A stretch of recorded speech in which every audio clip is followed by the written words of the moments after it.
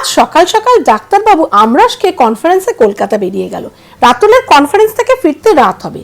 যাওয়ার সময় বলে গেছে রাতে ফিরে কিন্তু ডিনার করব। আজ আমি আর ছেলে বাড়িতে থাকবো। দুপুরে আজ ভেবেছি লাঞ্চটা বাইরে থেকে অর্ডার করব।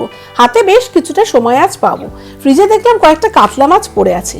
মাঝে ইলিশ মাছ আসার ফলে মাছটা একটু বেশি দিনই ফ্রিজে আছে। তাই ভাবলাম হাতে যখন আজ সময় আছে তাহলে মাছগুলোর একটা গতি করা দরকার। তাই আজ কোমর বেঁধে নেমে পড়লাম মাছের চপ করতে। বাড়িতে চপ বানানোর সবই ছিল, শুধু বিস্কুটের গুঁড়োটা ছিল না। আমি কিন্তু চপ বানাতে লেরো বিস্কুটের গুঁড়োই ব্যবহার করি, ব্রেড ক্রাম্ব করি না। তাই বিস্কুটের গুঁড়ো আনিয়ে নিলাম। প্রথমে একটা মিক্সির জারে বেশ খানিকটা ধনেপাতা, আদা, রসুন, কাঁচা লঙ্কা দিয়ে পেস্ট বানিয়ে নিলাম। এদিকে কাতলা মাছ আর আলু আলাদা আলাদা করে সেদ্ধ করে নিলাম। এখানে সবচেয়ে বিরক্তিকর কাজ হলো মাছ বাছা। আজকাল চশমা পড়া ছোট ছোট কাঁটাগুলো দেখতে একটু অসুবিধেই হয়। এবার কড়াতে তেল দিয়ে বেশ খানিকটা পেঁয়াজ কুচি দিয়ে পেঁয়াজটা লালচে হলে মিক্সিতে করে রাখা পেস্টটা দিয়ে দিলাম।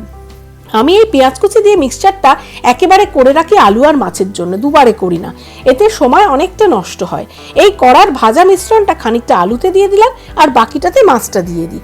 এখানে বলে রাখি মাছের যাতে আষ্টে গন্ধ বের না হয় তাই আমি গন্ধরাজ বা কাগজি লেবু দিয়ে বাছা মাছটাকে একটু ম্যারিনেট করে রাখি। এবার কড়াতে ভালো করে মাছটাকে ভাজা ভাজা করে নাড়তে থাকি। এতে অল্প হলুদ আর স্বাদ মতো নুন দিয়ে দিলাম। আলুটাকে একইভাবে কড়াতে তৈরি করে নিলাম। এক্ষেত্রে দুবার আর পেঁয়াজ ভেজে খাটতে হয় না। এবার পুরগুলো ঠান্ডা করে নিতে হবে। এই সুযোগে স্নানটা সেরে নিলাম। আজ যেহেতু ছেলেকে কথা দিয়েছি বাইরে থেকে লাঞ্চ আনাবো, সেই কথা মতো ছেলের জন্য বার্গারের মিল কেএফসি থেকে আনালাম আর আমি আমার জন্য ধোসা অর্ডার করলাম। দেখো জেনারেশন গ্যাপ কিরকম হয়। আমরা বার্গার খেতে অতটা ভালোবাসি না আর ওরা বার্গারের জন্য পাগল। এই সুযোগে পুরগুলো দেখলাম ঠান্ডা হয়ে গেছে। এবার চপগুলো গড়ে নেওয়া যাক। ডিম, নুন, গোলমরিচের গুঁড়ো ভালো করে মিক্স করে ব্যাটার বানিয়ে নিলাম। এবার হলো আসল কাজের সময়।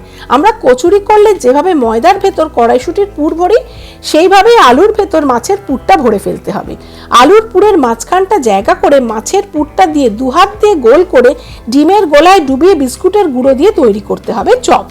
এই মাছের চপ করা আমি আমার মায়ের থেকে শিখেছি। আসলে মাকে ছোটবেলা থেকে চপ, ফিশ ফ্রাই, চিংড়ি মাছের কাটলেট সব বাড়িতেই করতে দেখেছি। তখন তো চপ, ফিশ ফ্রাইয়ের এত দোকান ছিল না। প্রায় 30টা মতো চপ বানালাম, এয়ারটাইট কন্টেনারে ফ্রিজে রেখে দিলাম। 2-3 দিন তো থাকবেই, যখন খেতে ইচ্ছে করবে স্ন্যাক্সে ভেজে নেবো। অন্যদিকে রাতের ডিনারের জন্য মাটন কিমা বানিয়ে রেখেছিলাম সকালেই। রাতে রাতুল বাড়ি ফিরতে গরম গরম মাছের চপ ভেজে দিলাম। ও তো দেখেই খুশি। রাতের ডিনারে কিমার সাথে গরম গরম রুটি বানিয়ে নিলাম।